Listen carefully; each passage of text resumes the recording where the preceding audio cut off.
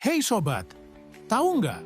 Burung merak itu bukan cuma cantik, tapi juga punya rahasia yang bakal bikin kamu tercengang. Coba tebak, bulu-bulu indah yang kita lihat itu sebenarnya bukan ekor mereka loh. Itu adalah bulu penutup ekor yang bisa mencapai 1,5 meter. Ekor aslinya cuma sekitar 40-45 cm aja.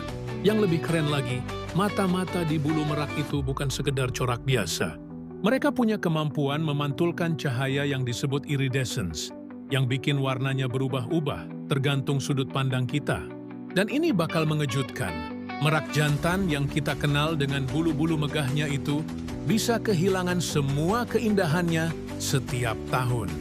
Yap, mereka mengalami proses molting atau rontok bulu dan butuh waktu 6 bulan untuk tumbuh kembali. Satu fakta unik lagi nih, suara merak itu bisa terdengar sampai radius 5 km.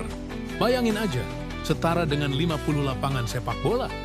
Gimana, keren kan fakta-faktanya? Jangan lupa subscribe dan share ke teman-teman kamu ya.